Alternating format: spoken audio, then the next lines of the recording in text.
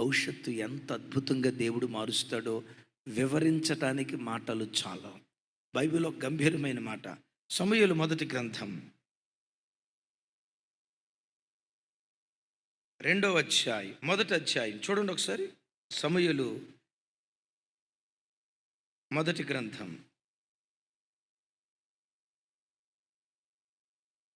మొదటి అధ్యాయం 27, 28 వచనాలు. ఎంత అద్భుతంగా ఉంటుందో చూడండి ఆ మాట. 27, 28 వచనాలు. సమూయేలు మొదటి గ్రంథం మొదటి అధ్యాయం. నాతో కలిసి చెప్పండి. ఈ బిడ్డను దయచేయమని యెహోవాతో నేను చేసిన మనవిని ఆయన నాకు అనుగ్రహించెను. కాబట్టి నేను ఆ బిడ్డను యెహోవాకు ప్రతిష్ఠించుచున్నాను. తాను బ్రతుకు దినములన్నిటను వాడు యెహోవాకు ప్రతిష్ఠితుడని చెప్పెను.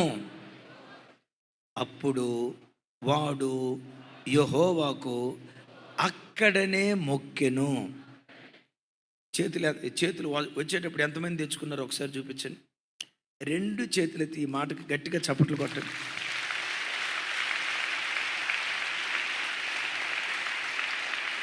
ఆమేన్. అన్న ఇందులో చప్పట్లు కొట్టించే అంత మాటే ఉందన్న అంటారా? సమూయేలు పాలు విడిచిన బాలుడిగా, అంటే ఒక బిడ్డ తల్లిపాలు ఎప్పుడు విడిస్తాడు? 3 సంవత్సరాలు, లేకపోతే ఆ రోజుల్లో 5 సంవత్సరాలు అనుకోండి. ఒక 5 సంవత్సరాల బిడ్డని దేవుని మందిరానికి తీసుకొచ్చి ఏలీతో అంటది, అయ్యా నేను దేవుని దగ్గర మొక్కుబడి చేసుకున్నా, నాకే గనక కొడుకునిస్తే వాడిని యెహోవాకే ఇస్తాను, యెహోవాకు ప్రతిష్ఠితుడిగా చేస్తానని నా దేవుని దగ్గర మొక్కుకున్నా. నేను మొక్కుకున్న మొక్కు ప్రకారం నా కుమారుణ్ణి దేవునికి ప్రతిష్ఠ చేస్తున్నాను అని తల్లి చెప్తే, 5 సంవత్సరాల చిన్న పిల్లోడు ఈ మాటలు విని వాడు అక్కడనే యెహోవాకు మొక్కుకొనెను. అక్కడనే యెహోవాకు 5 సంవత్సరాల చిన్న పిల్లోడికి ప్రతిష్ఠ అంటే ఏం తెలుసు? నాజీరు చేయబట్టం అంటే ఏం తెలుసు? నాజీరు ప్రతిష్ఠ అనే సంగతి అతనికి తెలుసో తెలియదో అది తర్వాత, కానీ ఇతనికి ఒకటి తెలుసు, నా తల్లి ఏదైతే చెప్పిందో దానికి నన్ను నేను అప్పగించుకోవాలి, నా తల్లి మాటకు నేను విధేయత చూపాలని. అద్భుతం తెలుసా? నా వైపు చూడండి. సమూయేలు దేవుని మందిరంలోకి పసివాడిగా అడుగుపెట్టాడు. ఇంతింతై వటుడింతై అని అంటారే, ఆ పసివాడు పెరిగి పెరిగి పెరిగి పెద్దవాడై ఇశ్రాయేలు దేశానికి ప్రవక్తగా మారిపోయాడు. పసివాడు ప్రవక్తగా మారిపోయాడు. నువ్వు పుట్టక మునుపు నీ తల్లి ఏదైనా చెప్తే, నేను సేవకిద్దాం అనుకుంటున్నాను రా, నేను పరిచర్యకి ఇద్దాం అనుకుంటున్నాను, నా దేవునికి ఇట్లా మొక్కుబడి చేసుకున్నా, ఆ మాట అన్నప్పుడు చూడండి, నన్ను అడగకుండా నా గురించి ఎందుకు ఇస్తారు? నేను చెప్పాలి దేవునికి. నన్ను అడగవా? నా లైఫ్ మీద నాకు స్వతంత్రత లేదా? ఇట్లాంటి భారీ డైలాగులు ఆడకండి. నేను ఒక పాస్టర్ గారు చెప్తున్నాడు, ఒక చిన్న పిల్ల దేవుని దగ్గర ఏడుస్తూ ప్రార్థన చేస్తుందంట, దేవా మా అమ్మకి అసలు పిల్లలు నీకు నాయన, నాతోనే క్లోజ్, ఆమెన్, నాతోనే క్లోజ్, మా అమ్మకి ఇక పిల్లలు నీకు నాయన, మా అమ్మకి పిల్లలు నీకు నాయన అని అమ్మతో కలిసి కుటుంబ ప్రార్థనలో ప్రార్థన చేస్తుందట. తల్లికి అర్థం కాక ప్రార్థన మధ్యలో పెట్టమని కొట్టి, ఏంటో ఇదేం ప్రార్థన అంటే అంటదంట, నేను ఒక్కదాన్నే కదా నీకు ఇప్పుడు ఉంది, నా ఒక్కదాన్నే చూసుకోవటం నీకు చేత కాకపోతే ఆ తర్వాత పుట్టేవాళ్ళని ఇంకేం చూసుకుంటావు నువ్వు? అందుకని నీకు వద్దని చెప్తున్నా. నేను అడిగిన చాక్లెట్ కొని పెట్టట్లా, నేను అడిగిన బిస్కెట్ కొని పెట్టట్లా, నేను అడిగిన డ్రెస్ కొని పెట్టట్లా, నా ఒక్కదాన్నే నువ్వు సాటిస్ఫై చేయలేకపోతే చూడండి, ఆ తల్లికి కంటి చూపు నోటి మాట పడిపోయిందంట.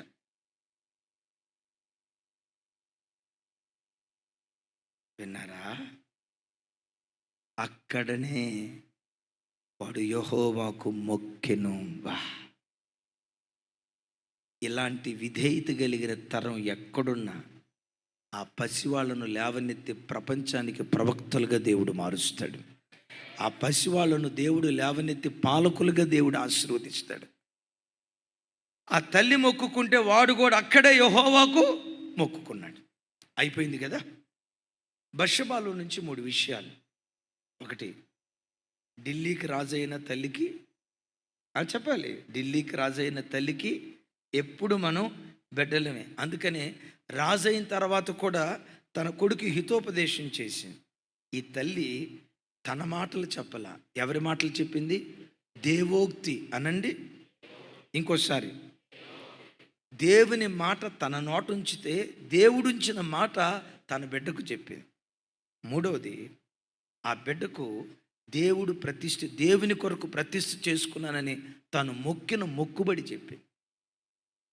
సొలొమోను ప్రారంభంలో బాగున్నాడు.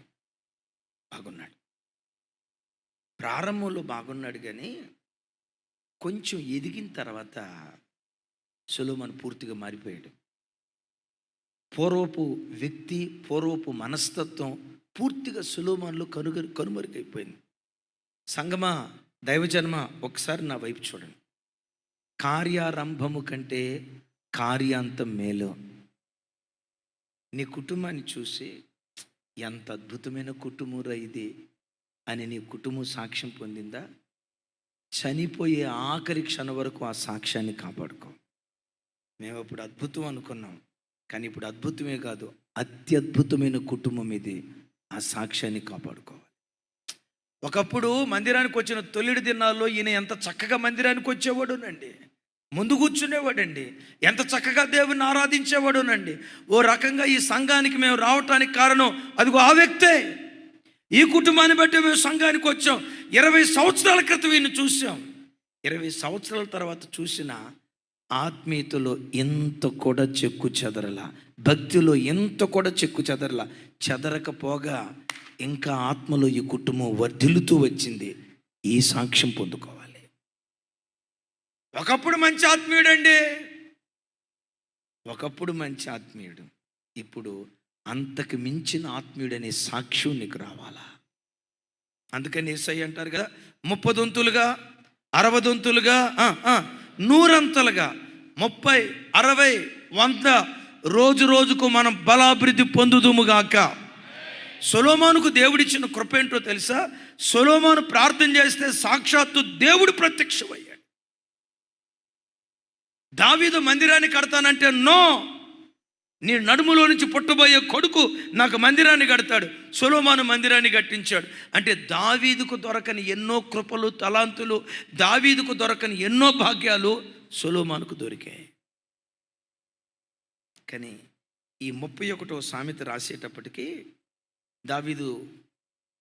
సొలొమోను మందిరం కట్టాడట. ఇది బైబిల్లో రాయబడలా, తాల్మండ్ అనే యోధ మత గ్రంథంలో రాయబడిన మాట. తను ఎదిగిన తర్వాత అనేక మంది స్త్రీలను వివాహం చేసుకున్నాడు. 700 మంది భార్యలు, 300 మంది ఉపపత్నులు, 1000 మందిని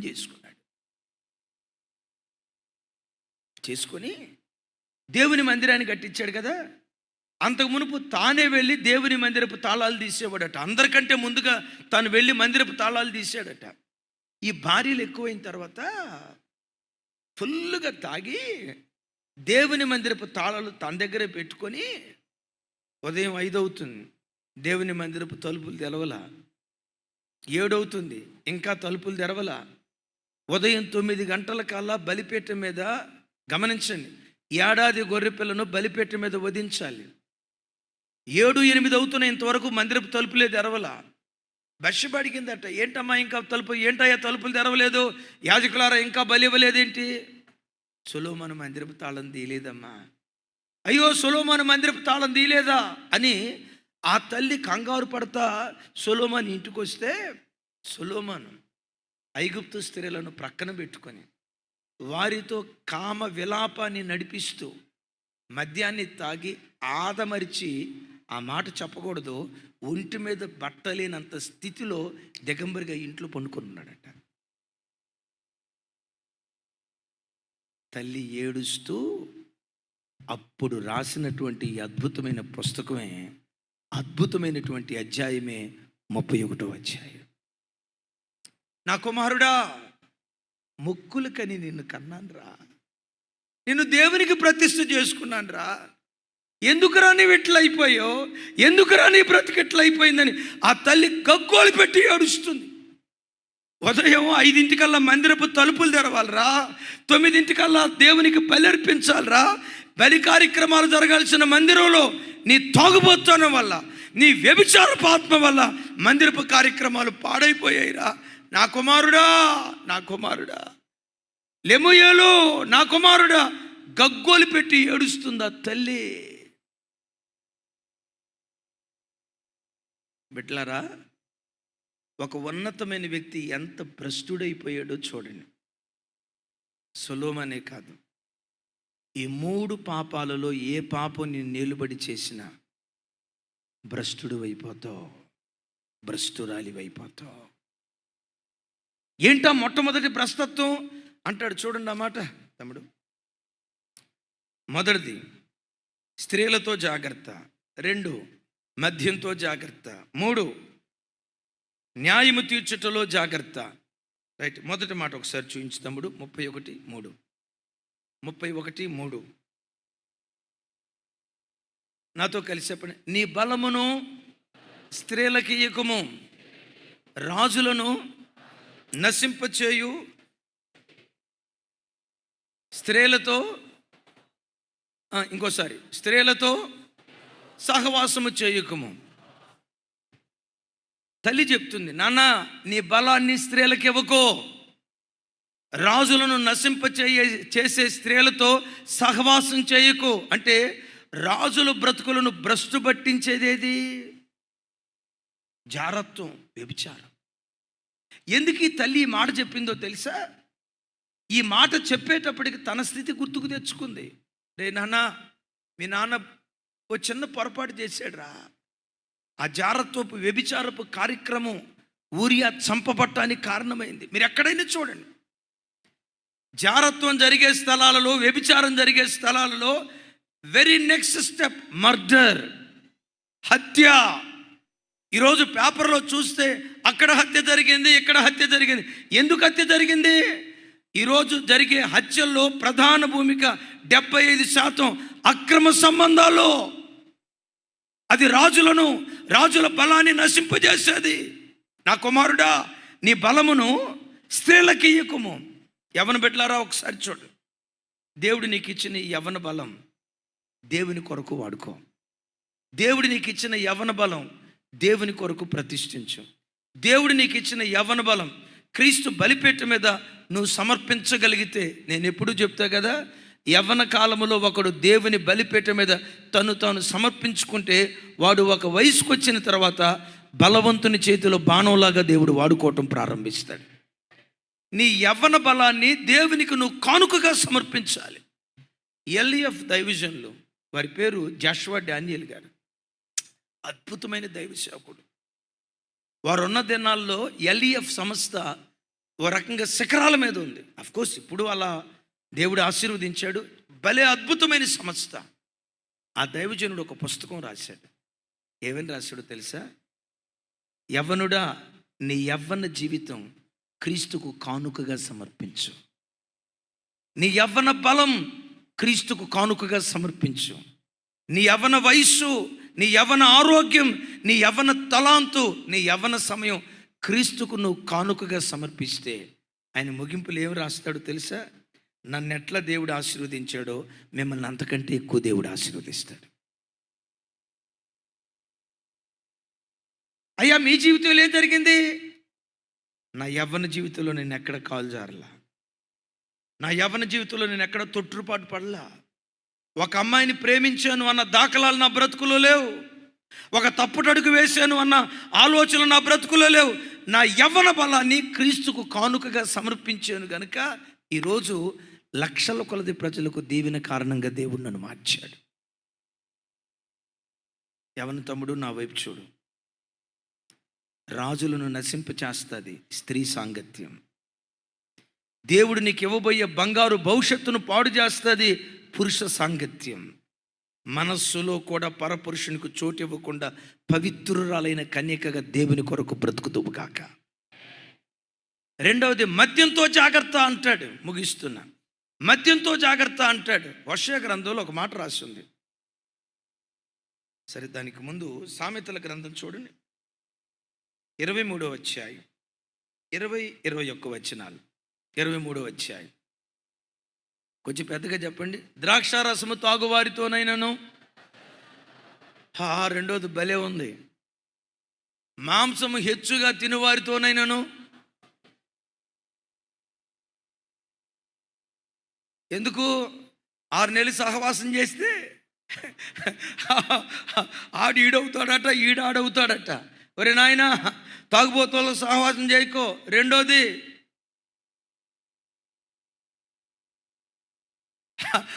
వాళ్ళతో సహవాసం చేయకో, తాగుబోతులతో సహవాసం చేయకు. అంటే తిండిపోతులను ఏ గుంపులో చేర్చాడు? అరే, తిండిపోతులను ఏ గుంపులో చేర్చాడు? తాగుబోతుడు గుంపులో చేర్చాడు. తాగుబోతులతోనైనా తిండిబోతులతోనైనా నువ్వు సహవాసం చేయకు. ఎందుకు? త్రాగుబోతులు తిండిబోతులు దరిద్రులు అవుదురు, నిద్రమత్తు చింపిగుడ్డలు ధరించుటకు కారణం. దైవజనమా, మనలను ఆధ్యాత్మిక దరిద్రులుగా మార్చేది త్రాగుబోతుతనం. అది ఒక వ్యసనం. ఈ రోజుల్లో కొంతమంది యవ్వన బిడ్డలకు త్రాగుడు వ్యసనం లేదు, సెల్ ఫోన్ వ్యసనం ఉంది. ఇది ఒక వ్యసనం. వింటారు ఈ మాట? వ్యసనం నీ బ్రతుకును నీరుగారుస్తుంది. ఒకవేళ వ్యసనపరుడు అయ్యావా, అది దేవునికే నువ్వు వ్యసనపరుడు అవుదువుగాక. ఒకవేళ బానిస అయ్యావా, అది దేవునికే నువ్వు బానిస అవుదువుగాక. వాక్యానికి, ప్రార్థనకు, దేవుని సన్నిధికి నువ్వు బానిసవైతే నీకు బంగారు భవిష్యత్తు నా దేవుడు అనుగ్రహించడం ప్రారంభిస్తాడు. ముగిస్తున్నా చూడండి. వ్యభిచారం, మద్యం, ఈ వ్యసనాలు ఎంత భయంకరమైనవో హోషేయ గ్రంథంలో ఓ స్థలంలో రాసి ఉంటుంది. 4వ అధ్యాయం, హోషేయ గ్రంథం 4వ అధ్యాయం 11వ వచనం. నాతో కలిసి చెప్పండి. వ్యభిచార క్రియలు చేయుట చేతను, ద్రాక్షారసము పానము చేయుట చేతను, మద్యపానము చేతను వారు మతి చెడిరి. అయిలరా, ఈ వ్యసనాలలో ఏ వ్యసనానికి నువ్వు బానిసవైనా, అక్రమ సంబంధాలకు నువ్వు బానిసవైనా, మద్యానికి నువ్వు బానిసవైనా, సెల్ ఫోన్లో పోర్నోగ్రఫీ వీడియోస్కు నువ్వు బానిసవైనా, ఏ అపవిత్రతకు నీ బ్రతుకులో నువ్వు బానిసవైనా, ఈ వ్యసనం మతి చెడగొడుతుంది.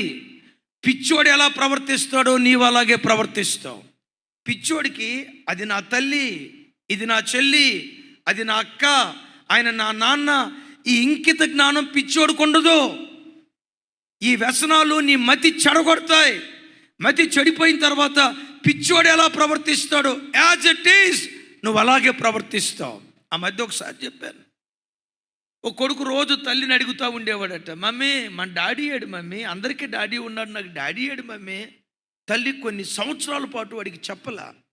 ఓ రోజు పదే అడుగుతుంటే అప్పుడు చెప్పిందట, అమ్మ మీ నాన్న ఎవరో కాదురా, అదే మన వీధుల్లో ఒంటి మీద బట్ట లేకుండా వీధుల మీద తిరుగుతూ ఉంటాడే, చెత్త కుప్పల మీద అన్నం తింటాడే, జుట్టు అంతా పెరిగిపోయి ఉండలు తిరిగేసి భయంకరమైన స్థితిలో ఉంటాడే, ఆయనేరా మీ నాన్న అని ఈ 10 సంవత్సరాల పిల్లోడికి చెప్తే, ఆ పిచ్చోడు మా నాన్న, వీడు తట్టుకోలేక, మమ్మీ నేను డాడీని తీసుకొస్తా, డాడీకి స్నానం చేపిద్దాం, డాడీకి మంచబట్టలు వేద్దాం, డాడీని ఇంటికి తీసుకొస్తా మమ్మీ.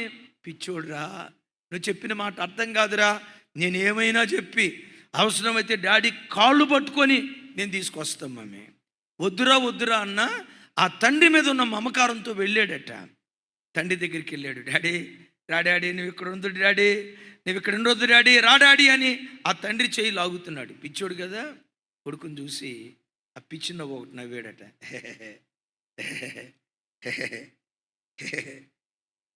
డాడీ నవ్వద్దు డాడీ, డాడీ అందరికీ డాడీ ఉన్నాడు, నాకు డాడీ లేడు డాడీ, నువ్వు రా డాడీ అని ఆ పిచ్చోడు చేయి పట్టుకుంటే, పిచ్చోడు ఏం చేశాడో తెలుసా? వంగి పక్కమట గనెట్రాయి ఉంటే ఆ గనెట్రాయితో కొడుకు కంటల మీద పటమని కొట్టాడట. కొట్టాడో లేదో రక్తపు మడుగుల్లో ఆ కొడుకు అక్కడికక్కడే చచ్చిపోయాడట. ఆ పిచ్చోడు ఎట్లా ప్రవర్తించాడో, పోర్నోగ్రఫీ వీడియోస్కి బానిసైన నీ బ్రతుకు కూడా అలా అయిపోతుంది. జాగ్రత్త. మద్యానికి బానిస అయిపోయిన వ్యక్తుల బ్రతుకు కూడా అలాగే మారిపోతుంది. జాగ్రత్త. అక్రమ సంబంధాలకు బానిసైన వ్యక్తుల జీవితాలు కూడా అలాగే అయిపోతుంది. జాగ్రత్త. వ్యభిచారము వలన, మద్యము వలన వాళ్ళు మతి చెడిపోయారట. ఎంత చెడిపోయిన స్థితిలో ఉన్నా నా ప్రభు చేతులు పడు పాడైపోయిన మతిని బాగు చేయగలిగిన మనసున్న మహా గొప్ప దేవుడు. Praise the lord. ఆఖరి మాట అంటాడు, దీనులకు సహాయం చేసే విషయంలో, పేదోళ్ళకు న్యాయం తీర్చే విషయంలో నువ్వు జాగ్రత్తగా ఉండయ్యా. పేదోళ్ళకు అన్యాయం చేయకు. యోబు అంటాడు, నేను కుంటి వాళ్లకు కాలునైతిని, మోగవాళ్లకు నోరునైతిని, గుడ్డి వాళ్లకు కన్నునైతిని, దిగంబరులకు వస్త్రమునైతిని. అంటే ఎంతోమంది దీనులకు యోబు సహాయం చేశాడు. ఆ సహాయం ఏం చేసిందో తెలుసా? యోబు కోల్పోయిన దానికంటే రెండంతలు పొందుకోవటానికి దేవుడు కృప చూపించాడు. బిడ్లారా, మీరు బ్రతికే చోట మీకు కలిగిన స్థితిలో విధవరాలకు సహాయం చేయండి, అనాథ బిడ్డలకు సహాయం చేయండి, సరైన బట్ట కట్టుకోలేని దయనీయ స్థితిలో ఉన్న వ్యక్తులకు సహాయం చేయండి. మీరు గుప్పెళ్ళు విప్పితే ఆకాశపు వాకిళ్ళు విప్పి దేవుడు దీవించడం ప్రారంభిస్తాడు. కీర్తనల గ్రంథం 40వ కీర్తన మొదటి 3 చరణాలు ఒకసారి చూడండి, ప్రార్థన చేసుకుందాం. సారీ తమ్ముడు. కీర్తనల గ్రంథం ఒక్కసారి 41 నేను చదువుతాను, నాతో కలిసి చెప్పండి. బేదలను కటాక్షించువాడు ధన్యుడు, ఆపత్కాలమందు యెహోవా వాణ్ణి తప్పించును, యెహోవా వాణ్ణి కాపాడి బ్రతికించును. భూమి మీద వాడు ధన్యుడగును, వాని శత్రువు ఇచ్చుకు వాడిని అప్పగించడు. రోగశయ్య మీద వాడిని నేను ఆదరిస్తాను, రోగము కలుగగా నీవే వానిని స్వస్థపరచుదు. ఒకడు దీనుని కటాక్షిస్తే ఇన్ని ఆశీర్వాదాలు ఒక వ్యక్తి తల మీద దేవుడు కుమ్మరిస్తాడు. ఒక దీనుని కరుణిస్తే నిన్ను దేవుడు కరుణిస్తాడు. ఒక దీనుని కరుణిస్తే రోగశయ్య మీద ఉన్నప్పుడు దేవుడు నిన్ను ఆదరించడం ప్రారంభిస్తాడు. ఒక దీనుని నువ్వు కనికరిస్తే నువ్వు ఉన్న బంధకాలలో నుంచి దేవుడు విడుదలిస్తాడు. నువ్వు సంపాదించే ప్రతి దానిలో పేద బిడ్డలకు ఎంతో కొంత సహాయం చేయి, వాళ్ళ ఆకలి తీర్చు, వాళ్ళ దిగంబరత్వాన్ని కప్పు. నీ పట్ల దేవుడు కటాక్షము చూపునుగాక. ఇవి లెమూయేలు తల్లి బత్షెబ తన కుమారుడికి నేర్పిన దేవోక్తి అనండి. ఈ దేవోక్తిని అనుసరించే కృప దేవుడు మనందరికీ దయచేయునుగాక. అందరం మోకరించుదాం. బలలో పాలుందే వాళ్ళందరూ దయతో లేచి నిలబడండి. దేవా, మీరు వినిపించిన మాటలకై స్తోత్రాలు యేసయ్యా అంటూ లెమూయేలు తల్లి బత్షెబ బ్రతికినట్లుగా నేను మీ సన్నిధిలో బ్రతికే భాగ్యం నాకు దయచేయేసయ్యా అని అందరం దేవుని సన్నిధిలో చేతులెత్తి స్తోత్రాలు చెప్దాం. అలాంటి ధన్యకరమైన స్థితి దేవుడు మనందరికీ దయచేయనట్లు చెప్దాం గట్టిగా. బలలో పాలుందే వారందరూ దయతో లేచి నిలబడండి. తండ్రి, మీకు స్తోత్రాలు. లెమూయేలు తల్లి బత్షెబ గురించి మాతో మీరు మాట్లాడిన శ్రేష్టమైన మీ మాటలకై వందనాలు అయ్యా. ఆ తల్లి చెప్పిన హితోపదేశం మేము మా పిల్లలకు చెప్పే కృప దయచేయి. ఇదిగో ఈ ప్రత్యేకమైన గడియలో మీ రక్త మాంసాల కొరకు సిద్ధపడ్డాం, యోగ్యులుగా చేయండి. యేసు నామం పేరిట ప్రార్థించి పొంది ఉన్నాం తండ్రి, ఆమేన్. కోయిర్ అప్పగింపబడిన రాత్రి ఆయన ఒక రొట్టెనెత్తుకుని కృతజ్ఞతాస్తుతులు చెల్లించి దాన్ని విరిచి, ఇది మీ కొరకైన నా శరీరం, దీన్ని తినునప్పుడెల్లా నా మరణ పునరుద్ధానాలు జ్ఞాపకం చేసుకున్నాడని ఆయన చెప్పెను.